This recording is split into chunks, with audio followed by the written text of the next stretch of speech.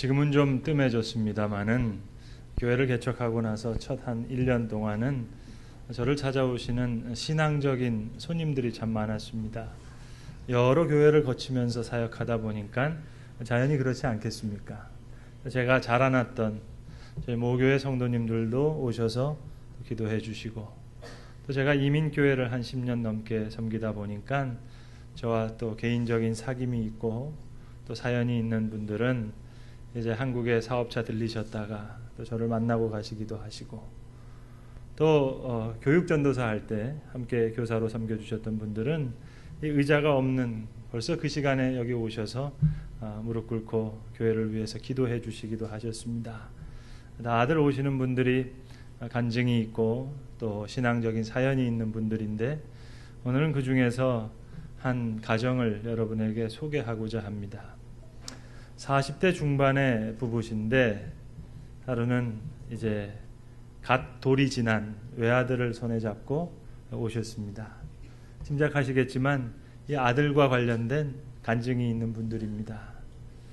결혼한 지 10년이 넘었는데 아이가 생기질 않았습니다. 하루는 여집사님이 성경 공부를 마치시고 저에게 와서 속에 있는 이야기를 하시는 거예요. 목사님, 정말 이제 지쳤습니다. 기도를 해도 1년, 2년이지 10년 동안 기도하고 나니까 솔직히 말씀드려서 기도하기도 싫고 이제 모든 게 실증이 나고 힘이 다 소진되는 것 같습니다. 그러시더라고요. 그래서 제가 집사님을 이렇게 놓고, 자, 집사님, 이제 제가 한 말씀을 드릴 텐데 귀담아서 잘 들어보시라고. 10년 넘게 기도하셨겠지만 기도를 하실 때 이제는 좀 머리를 써서 지혜롭게 기도하셔야 된다고. 자, 여기 한 부부가 있다고 생각해 보자고. 지금 한 남편은 지금 사업이 힘들어져서 거의 사업이 망하게 될 그런 처지가 됐고, 자, 이제 아내는 죽을 병이 걸렸다고 그렇게 해봅시다. 자, 이 두 부부가 정말 그렇게 기도하기 힘들겠지만 만약에 두 사람이 손을 붙잡고 하나님 앞에 찬송 부르고 성경을 펴서 읽고 그리고 눈물을 흘리면서, 하나님, 비록 물질을 잃어버렸지만 진실을 얻게 하신 것 감사하고, 건강을 비록 잃었지만 우리에게 믿음 주신 것 감사합니다. 그렇게 눈물을 흘리면서 기도하면 좀 표현이 좀 이상하지만 하나님이 솔직히 좀 양심이 좀 걸리지 않겠냐고. 좀 머리를 써서 기도하시면 좋겠다고. 사실 그렇게 기도하면 기도하는 부부의 마음도 찡하게 감동이 될 것이고, 그 기도를 들으시는 하나님의 마음도 찡하게 감복이 되실 텐데, 그렇게 한번 기도해 보시는 게 어떻겠냐고. 그러면서 성경 한 구절을 드렸습니다. 시편 37편에 있는 말씀, 여호와를 기뻐하라, 그리하면 그가 내 마음의 소원을 이루어 주시리라. 소원이 이루어졌기 때문에 기뻐하는 게 아니라 기쁨으로 소원을 이루는 거라고. 이제 얼마간의 시간이 지났습니다. 이제 임신을 해서 출산을 앞두고 이분이 다 자기의 친구들을 불렀어요. 구역 식구들도 다 불렀어요.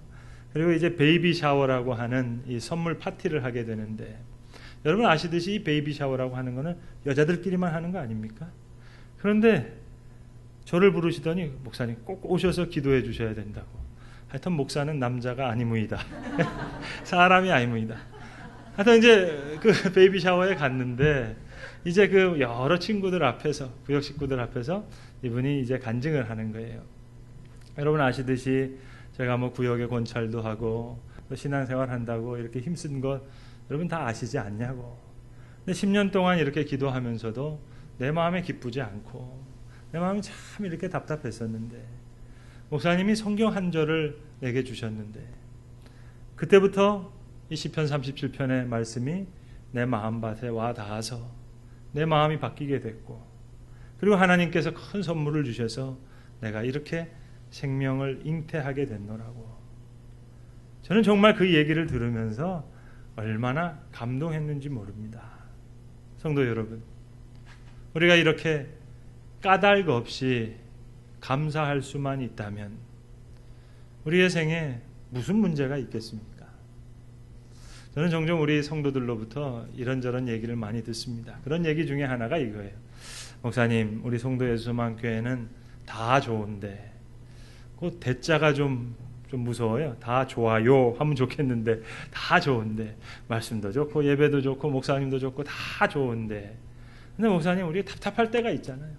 한번 하나님 하고 소리치면서 좀 부르짖으면서 좀 기도하면 좋겠는데 목사님 꼭 새벽기도 인도하시고 새벽기도 마치실 때 이제 자기 목소리가 자기 귀에 들릴 정도로 그렇게 기도하시다가 은혜 가운데 돌아가시라고 그 얘기가 좀 마음에 좀 아쉽다는 거예요. 한 번 좀 소리를 부르면서 하나님 앞에 부르짖고 싶은데 목사님 왜 밥도 이 고추장에 확 비벼가지고 먹어야 이게 좀 시원한 거 아닙니까? 그러세요. 물론 저도 고추장에 비벼 먹는 밥 좋아합니다. 그러나 여러분 제 설명을 한번 들어보세요. 성경이 그렇게 얘기하시잖아요. 여호와를 찾으라 가까이 계실 때에 그를 부르라. 하나님 가까이 계세요. 우리에게 가까이 우리의 기도를 들어주고 계세요. 자, 가까이 우리의 기도를 들어주시는 하나님 바로 내 옆에 계세요. 그러면 어떻게 기도해야 되겠습니까? 정말 하나님이 내 가까이 계신다고 생각하면 자연히 소곤소곤 그렇게 기도할 수밖에 없어요. 근데 사실 표현은 하지 않지만 내 마음속에 지금 하나님이 멀리 계세요. 내 사정을 꼭 모르시는 것 같아요. 내 기도를 안 들어주시는 것 같아요. 그래서 부르짖게 됩니다. 매일매일 기도하면 늘 가까워서 소곤소곤 기도하면 되는데 이거 오래간만에 날 잡아서 기도해야 되거든요. 그러니까 지금 이 마음이 좀 불편한 겁니다. 여러분 성 프란시스코는 기록에 보면 마치 애인과 기도 얘기하듯이 하나님께 하루 종일 중얼중얼 소곤소곤 그렇게 기도했다 하는 그런 기록이 있습니다. 밀레의 만종에 나오는 그 교회 종소리를 들으면서 머리 숙여서 기도하는 그 두 사람의 모습을 한번 생각해 보세요. 여러분 우리 기도하는 얼굴 우리 표정을 좀 관리해야 되겠습니다. 하나님이 알고 계세요. 사정을 모르시는 것 아니에요. 여러분 그것 때문에 제가 교회들에게 이렇게 말씀드리는 겁니다. 간절하게 기도하지 마시라는 얘기가 아니라 기도의 응답을 빨리 얻는 방법을 알려드리고 싶은 거예요. 하나님께서 우리의 사정을 잘 알고 계세요. 더 중요한 것은 우리가 하나님의 뜻을 알지 못해요. 오늘 본문도 생각해 보세요. 이 도대체가 말이 됩니까? 천상에서 이루어진 이야기예요. 천상에서 하나님과 천사들과 지금 사탄이 얘기하고 있는 거예요. 이 사정을 욥이 어떻게 깨달을 수 있겠습니까? 그러니까 하나님께서 우리의 사정을 알지만 우리는 하나님의 뜻을 알 수가 없는 거예요. 애초부터 그렇습니다. 자, 오늘 성경 본문을 깊이 생각해 봐야 되겠습니다. 사실 오늘 본문은 욥기 전체 중에서 가장 난해한 난해 구절로 꼽히는 구절입니다. 욥기뿐만 아니라 성경 전체에서 가장 난해한 해석하기 어려운 그런 부분입니다. 그리고 우리가 이런 성경을 대할 때 다 이해해야 되겠다 하는 그런 생각을 하지 않는 게 더 좋겠습니다. 괜히 우리 좁은 소견으로 이렇게 저렇게 생각하다가 손해 많이 봅니다. 이런 어려운 구절을 만날 때는 생각하기를 이 말씀은 다 사실이로되 지금 내 믿음의 수준에서는 다 알 수 없다. 그렇게 생각하는 게 좋겠어요. 또 하나님의 그 엄청난 세계를 우리가 다 알지 못한다. 또 아울러서 지금 내가 이것을 모른다면 아마도 그것은 지금 내게 필요가 없는가 보다. 오히려 그렇게 생각하는 편이 좋습니다. 하나님께서 성령으로 필요한 부분을 알게 해 주실 테니까 말입니다. 하나님이 영이 가르쳐 주셔야 아는 것이지 우리의 좁은 머리로 어떻게 성경을 다 이해할 수 있겠어요. 오늘 본문은 분명히 천상에서 되어진 일입니다.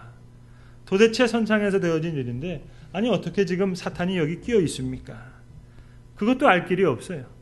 그리고 오늘 6절에 보시면 하나님의 아들들이란 표현이 나오는데 이거에 대한 해석도 역시 분분합니다. 구원받은 성도들을 해석한다 하는 그런 해석도 있고 또 어떤 해석에 따르면 천사들을 가리킨다 하는 그런 해석도 있습니다. 아무튼 지금 이 거룩한 자리, 성도들과 천사들이 모여있는 이런 영광스러운 자리인데 오늘 여기 지금 사탄이 끼어 있다는 것 자체가 우리가 도대체가 알 길이 없습니다. 아무튼 여기 욥이라고 하는 한 사람이 있습니다. 하나님께서 이 욥을 향해서 그지없이 따뜻한 눈길로 바라보고 계십니다. 욥을 아주 가히 없이 사랑하시고 그로 인해 기뻐하시고 아주 자랑스럽게 생각하십니다. 욥을 퍽이나 대견스러운 존재로 바라보시면서 큰 기쁨을 누리시고 지금 그 자랑하고자 하는 그 마음이 오늘 아주 절절히 읽혀집니다. 그래서 하나님은 오늘 구원받은 백성들과 천사들 속에서 또 사탄까지 거기 끼었는데 어쨌든 이 모든 자들로부터 영광받기를 원하십니다. 심지어 사탄으로부터도 영광받기를 원하십니다. 여러분, 하나님이 영광받으신다. 도대체 무슨 얘기겠습니까? 우리가 하나님께 영광 돌린다, 하나님 영광 받으시기를 바란다 많이 얘기하는데 하나님이 영광 받으신다는 얘기가 도대체 뭐겠습니까? 짧게 말씀드리면 하나님이 맞습니다. 하나님이 옳습니다. 하나님 말씀이 확실합니다. 이렇게 동의하는 거예요. 그래서 사탄도 굴복해서 하나님 말이 맞습니다. 하나님 뜻이 옳았습니다. 이렇게 사탄도 하나님께 영광 돌리기를 바라셨단 말입니다. 오늘 본문에 보시면 욥을 칭찬하는 이야기가 나옵니다. 너가 욥을 보았느냐? 네가 세상을 두루 다닐 때 내 종 욥을 유의하여 보았느냐? 욥은 정말 좋은 사람이다. 너무 칭찬하시는 거예요. 지극히 하나님께 충성하고 있고 지금 온 생을 바쳐서 하나님께 경건하게 살아오는 욥이기에 너무나 사랑스러우신 거예요. 이 욥을 너가 유의하여 보았느냐? 천사들뿐만 아니라 사탄에게까지도 지금 욥을 자랑하시는 거예요. 욥으로 인해서 지금 큰 기쁨을 누리고 계십니다. 큰 기쁨을 얻으시는 거예요. 그래서 내 종 욥을 유의하여 보았느냐? 그와 같이 온전하고 정직하고 하나님을 경외하며 악에서 떠난 자가 세상에 또 있었더냐? 내가 다른 사람에게는 좀 실망했다만 은혜를 많이 베풀었지만 그들 보답하지 못한 모습 많이 봤다만 다른 사람에서 실망하지 못했지만 욥은 이 욥 하나만은 틀림없다. 이건 내 사람이다. 내게 영광을 돌리는 사람이다. 끝까지 내 편에 있을 사람이다. 지금 이렇게 욥을 높이고 계시는 거예요. 자, 이렇게 욥을 칭찬하실 때 모든 사람이 동의하면서 할렐루야 아멘, 그 칭찬에 모두가 동의해 주시기를 바라는 거예요. 그렇고 말고요. 그렇게 하시기를 원하는데 오늘 사탄이 한마디를 합니다. 하나님, 욥이 어찌 까닭 없이 하나님을 경외하리이까? 까닭 없이 그럴 리가 있겠습니까? 까닭을 붙이는 거예요. 주께서 그의 집과 그의 모든 소유물의 울타리를 두르심이 아닙니까? 주께서 그 손을 하는 바 복되게 하시고 그 소유물이 땅에 넘치게 하셨습니다. 그러니 감사하는 것이지. 이제 주께서 손을 피셔서 이 소유물을 한번 쳐보세요. 그러면 틀림없이 이 욥이 하나님을 향해서 욕을 할 겁니다. 사탄이 생각하고 있는 바는 조건부라는 거예요. 까닭이 있다는 겁니다. 여러분, 은혜는 절대적인 것입니다. 칼빈의 용어를 빌리자면 불가항적 은혜입니다. 하나님께서 욥의 경건을 절대적인 것으로 여겨주셨어요. 그리고 그렇게 믿고 계십니다. 그렇게 자랑하고 싶으시고 그렇게 바라보고 계시는 거예요.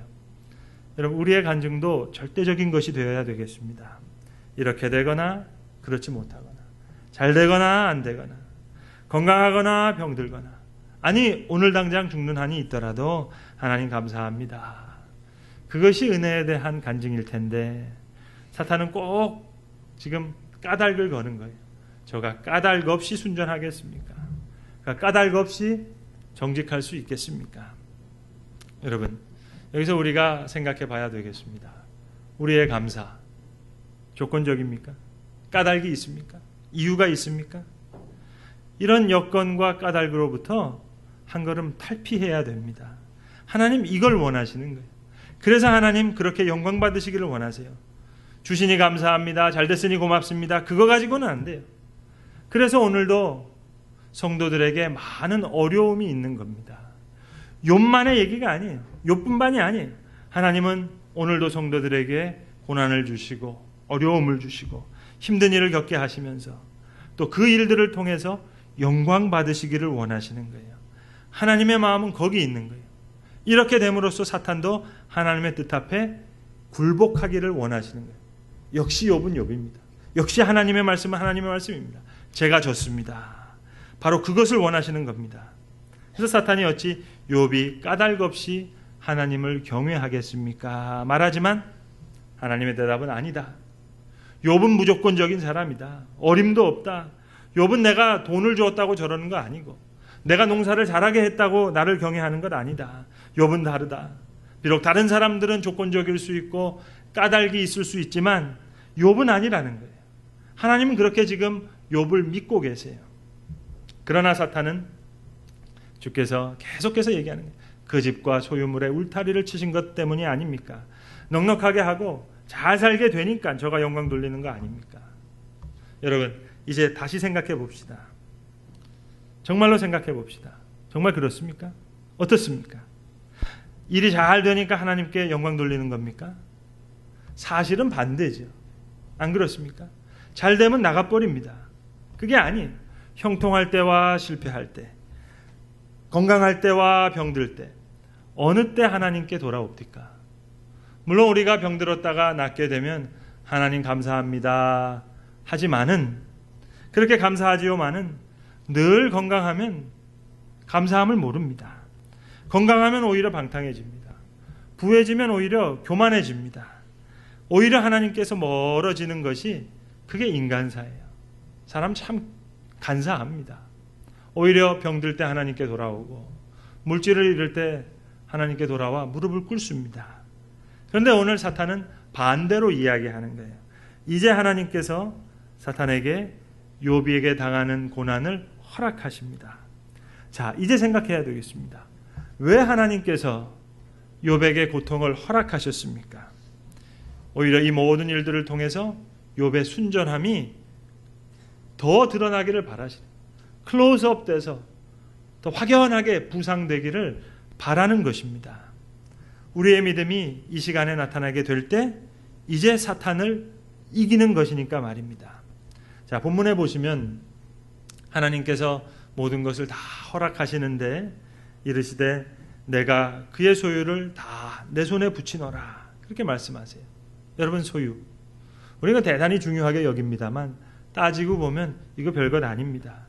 그까짓 것 있기도 하고 없기도 하고, 하나님이 주시고자 하면 언제든지 부어주실 수 있고, 불어보시면 그저 한순간에 날아가는 게 소유라는 거예요. 소유는 고로 중요한 게 아닙니다. 하나님 편에서 중요한 것은 은혜에 대한 감사의 고백이에요. 그래서 소유, 그거 얼마든지 가져가라 말씀하십니다. 그런데 우리는 이 소유를 소중하게 여기고 계속 조건을 붙이거든요. 그래서 문제가 많습니다. 오늘 하나님은 오히려 모든 소유를 다 허락하시고 이제 그의 몸에는 손을 대지 말라. 이건 생명을 말하는 겁니다. 생명은 하나님께 속한 것이니까요. 그래서 욥은 아시는 대로 이제 보시면 모든 것을 다 잃게 됩니다. 하나님이 주셨던 건강도, 재물도, 물질도, 또 자녀도 잃습니다.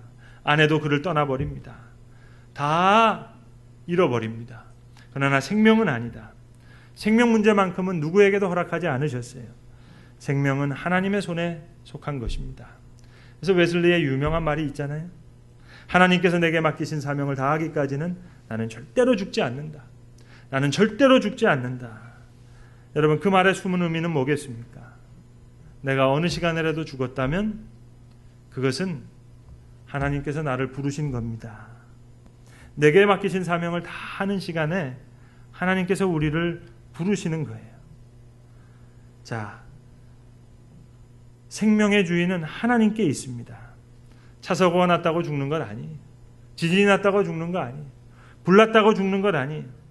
어떤 모양으로 죽든지 생명은 하나님께 있는 거예요. 고로 여러분, 죽음에 대해서는 가부를 말하지 마세요. 어떤 모양으로 가느냐? 그것도 묻지 마세요. 오늘 성경이 우리에게 말씀하는 바 깊은 뜻을 우리가 생각해야 되겠습니다. 이 소유 이제 있다가 없어지겠어요? 다 빼앗기겠어요? 그때 욥이 어떻게 서기를 하나님이 지금 바라고 계십니까? 소유가 있었다고 하나님께 감사하고 소유가 없어졌다고 왜 가졌습니까? 원망하면 하나님이 사탄에게 지시는 거예요. 욥이 사탄에게 지는 것뿐만 아니라 하나님이 사탄에게 지시는 거예요. 그래서 하나님의 마음이 참 슬프신 겁니다. 그래서 하나님이 바라시는 것은 있건 없건 건강하거든 병들건 욥이 하나님의 믿음에 따라 하나님을 찬양해 주시기를 하나님 바라시고 계시는 거예요. 그렇게 지금 욥이 그렇게 쓰기를 믿고 있는 거예요. 욥은 그런 사람이 아니다. 까닭을 붙여가면서 그렇게 나를 찬양하는 그런 사람이 아니다. 욥은 적어도 까닭과 상관없다. 무조건적으로 하나님께 영광 돌릴 수 있는 사람이라고 그렇게 믿고 계시는 것입니다. 하나님은 욥을 이렇게 믿으셨습니다. 분명히 믿으셨습니다. 욥은 이제 이 많은 고난을 통해서 하나님의 기대를 입증해야 했습니다. 그래서 욥에게 고난을 허락하신 거예요. 물질을 빼앗고 이제 건강도 빼앗고 자녀도 빼앗았습니다. 아내도 그를 떠나갔습니다. 그러나 하나님께서는 욥이 겪는 많은 고난 속에서 욥의 믿음의 고백을 통해 큰 영광을 받으셨던 겁니다. 20세기 저명한 신학자였던 폴 틸릭이 한 유명한 말이 있습니다. 하나님의 임재가 뚫고 지나가지 못하는 인간의 상황은 없다. 저는 그의 말을 오늘 이렇게 바꾸어서 다시 이야기하고 싶습니다. 하나님의 사랑을 간증할 수 없는 인간적인 상황은 아무것도 없다. 그렇게 말입니다. 욥은 그 물질과 부귀 영화 때문에 하나님을 경외한 것이 아니었습니다. 소유와 축복은 별개의 것이었습니다. 경건과 부귀는 완전히 다른 것이었습니다. 하나님은 오늘도 까닭 없이 경건하고 어떤 여건 속에서도 감사하는 그러한 경건한 사람으로 우리가 나타나기를 바라고 계시는 것입니다. 오직 그것을 기뻐하십니다. 비록 어렵습니다만 우리가 감당해야 할 신앙적인 과제가 바로 여기에 있는 것입니다. 기도하겠습니다. 아버지 하나님, 우리의 믿음을 통해 하나님께서 영광 받으시기를 간절히 원합니다. 욥에게 주께서 허락하셨던 하나님이 그토록 기뻐하신 그 까닭 없는 그 경건과 그 경외를 주여 부족하나마 우리에게도 허락하여 주시옵소서. 우리 주 예수 그리스도의 이름으로 기도합니다. 아멘.